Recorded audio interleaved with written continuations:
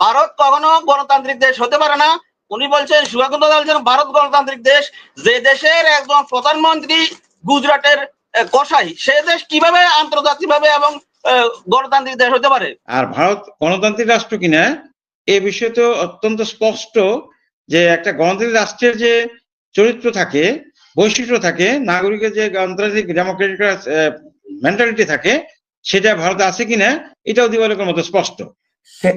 যে শেখ হাসিনাকে ফেরত না দিলে ঢাকা দিল্লির সম্পর্ক স্বাভাবিক থাকবে, পররাষ্ট্রমন্ত্রী মিশ্রি, এটা কি বাস্তবতা বিবর্জিত মন্তব্য নয়? আমাদের গণহত্যাকারী পাচার লুপাটকারীদেরকে ফেরত দেবেন না? বাংলাদেশের কয়েক হাজার আওয়ামী দুর্বৃত্তকে ভারত আশ্রয় দিয়েছে, শেখ হাসিনা তার মধ্যে অন্যতম। শেখ হাসিনাকে যদি বাংলাদেশে নিয়ে আসা হয়, তাহলে তাকে বর্তমান যে প্রশাসন আছে ওনাকে আন্ডার থেরাপি দেওয়া হবে এবং ভারত যে বাংলাদেশে অপকর্ম করেছে সবকিছু প্রকাশ হয়ে যাবে।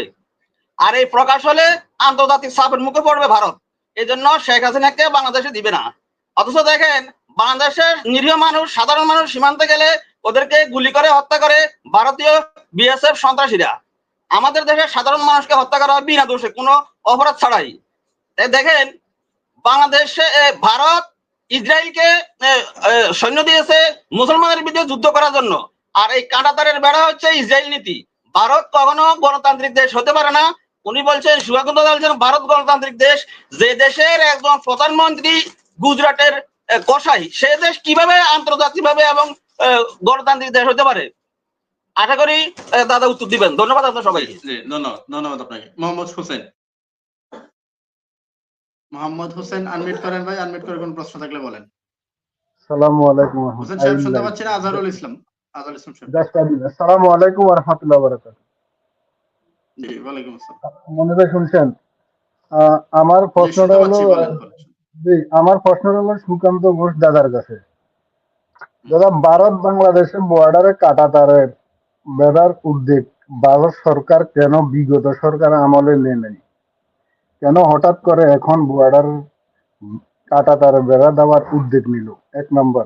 দুই নম্বর, দাদা আপনি কি জানেন বর্তমানে কতজন ভারতীয় নাগরিক বাংলাদেশে কর্মরত আছে? যেটা আমার চোখে দেখা একটা এক্সাম্পল দিই। আমি গত বছর আমার একটা অপারেশন করছিলাম এভার কেয়ারে।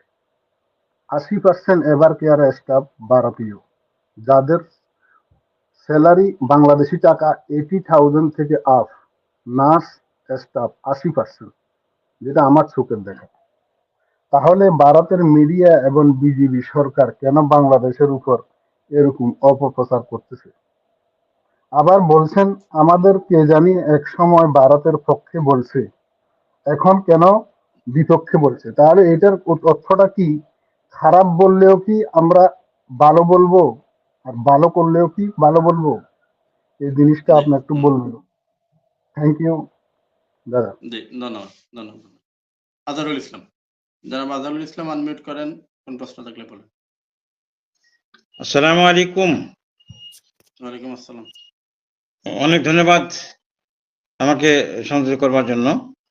আমি এই যে বাবু আছেন আমাদের অতিথি, সম্মানিত আলোচক, ওনার কাছে প্রশ্ন রাখতে যাচ্ছি যে ভারত তার কোন প্রতিবেশীর সাথে সুসম্পর্ক রক্ষা করে চলছে, দয়া করে বলবেন। এবং এই যে সুসম্পর্ক আমাদের দৃষ্টিতে আমরা মিডিয়ার মাধ্যমে যে জানতে পারছি সেটা নেই, এবং এটার পিছিয়ে কি কারণ? আমরা যদি বলি যে ভারত শুধু নিতে জানে, দিতে জানে না, এরই ভিত্তিতে কোনো পারস্পরিক এক দেশের সাথে আর দেশের কূটনৈতিক সম্পর্ক হয় না, তারই প্রেক্ষিতেই ভারতের কোনো প্রতিবেশীর সাথে সুসম্পর্ক নেই।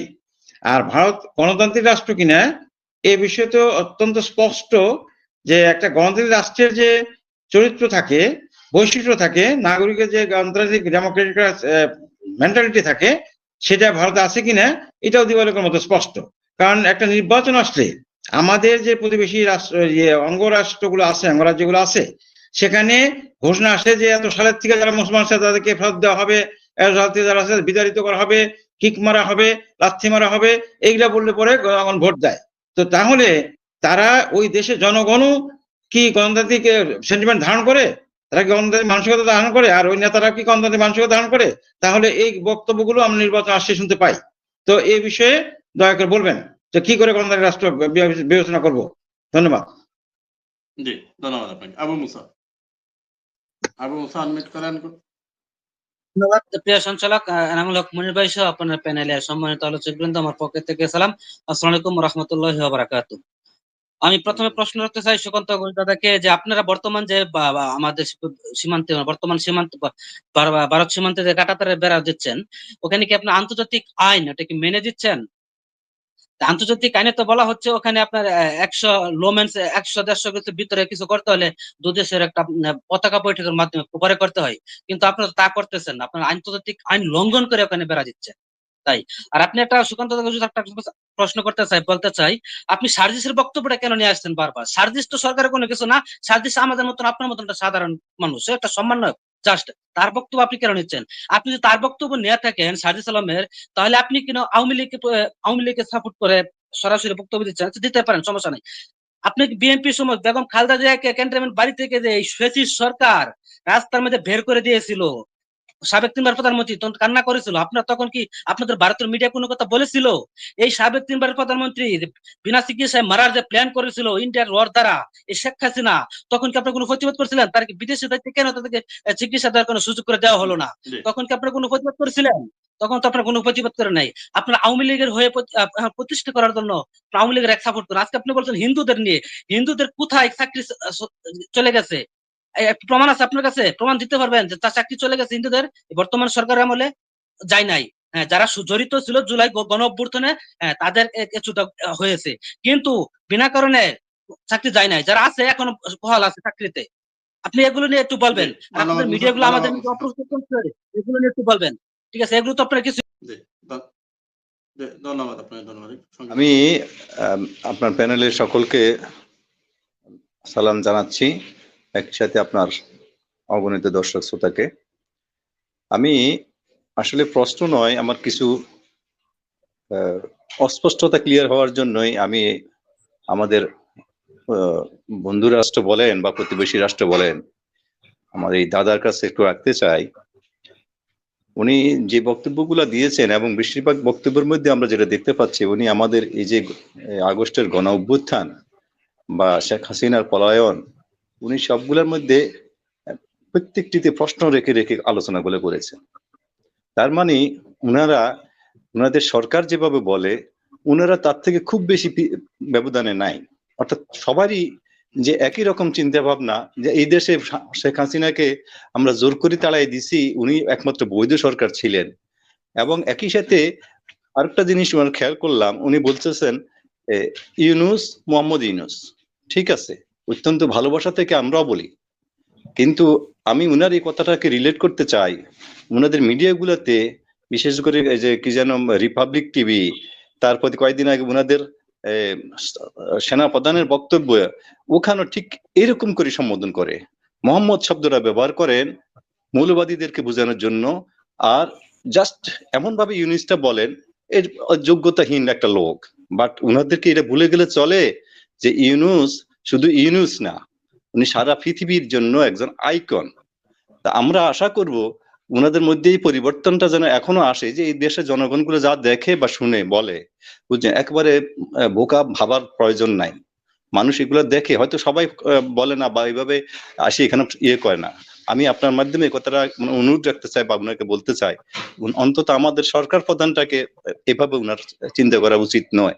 উনি উনাদের পতিত স্বৈরাচারকে যেভাবে ভালো লাগে বলুক, তাতে আমাদের আপত্তি নাই, কিন্তু আমাদের সরকার যিনি আছেন আমরা মনোনীত করেছি, এই দেশের 18 কোটি জনগণ তাদেরকে ইয়ে করে। ধন্যবাদ সবাইকে। আসসালামু আলাইকুম। সম্মানিত সঞ্চালক ভাই, অতিথিবৃন্দ, বিশ্বের যে যেখান থেকে দেখছেন, শেখ হাসিনাকে ভারত মরিয়া হয়েও রাখবে, কারণ ক্লাইভরা সিরাজ, মীর মদন, মোহনলালদের সেভ দেয় না। ক্লাইভরা নিরাপত্তা, আশ্রয়, প্রশিক্ষণ দেয় মির্জাফর, মিরন, গোসেটি, জগৎ শেঠদের। তাই শেখ হাসিনাকে ফেরতদানের বাংলাদেশের চিঠি উত্তর ভারত দেয় নাই। আরেকটা জানতে চাচ্ছি যে বললেন যে ইলেকটোরেট সরকার না হওয়া পর্যন্ত শেখ হাসিনাকে ফেরত দেওয়া হবে না এবং কোনো চুক্তিতেও ভারত স্বাক্ষর করবে না। আমি যদি ওই ভারতীয় ব্যক্তিকে প্রশ্ন করি আপনাদের মাধ্যমে, যে গত 4 বার তো কোনো ইলেকট্রিক্যাল সরকার ছিল না, সেটা ছিল প্রহসনের ইলেকটোরাল সরকার, তখন কেন ভারতের সাথে বাংলাদেশের সাথে আপনারা চুক্তি করেছিলেন? তারপর প্রত্যাবর্তন, আরেকটা জিজ্ঞাসা, প্রত্যাবর্তন চুক্তি অনুযায়ী শেখ হাসিনাকে ফেরত দিতে বাধ্য। অনুপম চেটিয়াকে ফেরত দেওয়ার কথা নয় বাংলাদেশ, তারপরেও দিয়েছিল। তারপরে ভারতে বঙ্গবন্ধু হত্যা খুনিকেও ভারত ফেরত দিয়েছিল। তাহলে এত গণহত্যাকারী শেখ হাসিনাকে প্রত্যাবর্তন চুক্তি অনুযায়ী ভারত ফেরত না দিয়ে কি ওই চুক্তি লঙ্ঘন করলাম? শেষ প্রশ্ন হচ্ছে যে শেখ হাসিনাকে ফেরত না দিলে ঢাকা দিল্লির সম্পর্ক স্বাভাবিক থাকবে, পররাষ্ট্রমন্ত্রী মিশ্রি। এটা কি বাস্তবতা বিবর্জিত মন্তব্য নয়? আমাদের গণহত্যাকারী পাচার লুপাটকারীদেরকে ফেরত দেবেন না, আর আমাদের ঢাকা দিল্লির সম্পর্ক কতক্ষণ গাঁজা উনি খেয়েছেন। ধন্যবাদ সবাইকে, আসসালামু আলাইকুম।